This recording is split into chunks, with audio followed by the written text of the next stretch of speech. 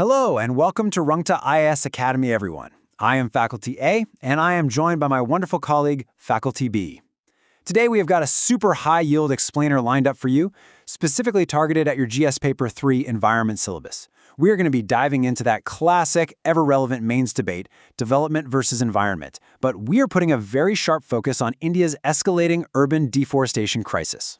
Absolutely. It is a critical topic, so let's get right into it. Okay, let's just start with this number.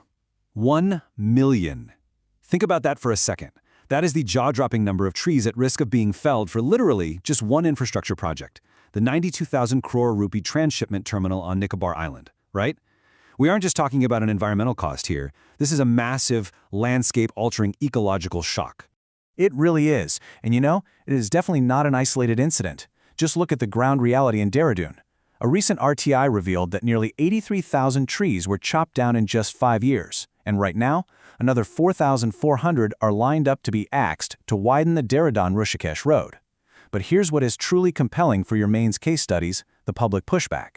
Locals are actually staging modern Chipko-style protests. They even physically carried branches of dead, unsuccessfully relocated trees on their shoulders to a so-called graveyard of trees. It is an incredibly powerful way to call out the utter failure of these mitigation strategies. Section 1. Development versus urban forests. All right, aspirants, consider this your ultimate exam cheat sheet. You are definitely going to want to note these specific examples down for your GS3 paper. Up in Jaipur, a proposed mall and fintech park is completely threatening the 100-acre Tiran-Kikun forest. Over in Maharashtra, the upcoming Simasas the Kumbh Mela in Nashik Trimbakeshwar puts another 5,000 trees at risk. Let me give you a pro tip here. Mentioning precise local names like Tiran-Kikun in your answers, that absolutely shows the examiner you have a serious depth of knowledge. So why does losing these very specific forests actually matter? Well, this ties perfectly into the urban heat island effect from your syllabus. Just take the Jaipur case. That city regularly hits a blistering 45 degrees Celsius in the summer. But the Tiran-Kikun forest, it acts like a giant natural air conditioner, literally pulling the mercury down by several degrees. When we bulldoze these urban canopies, we are directly, measurably making the urban heat island effect so much worse.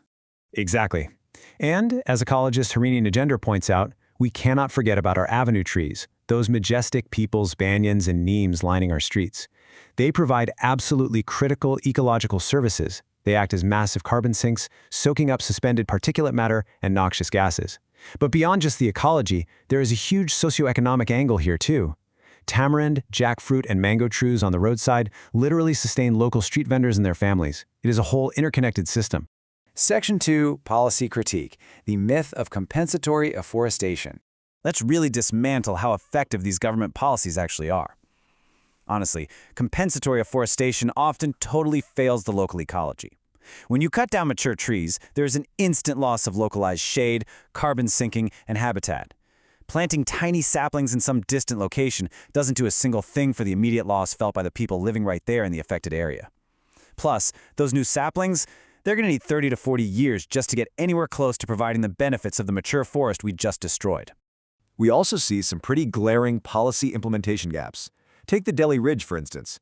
The government pledged they would plant supposedly native trees like mango, neem, and imli as replacements. Sounds good on paper, right? Well, not quite.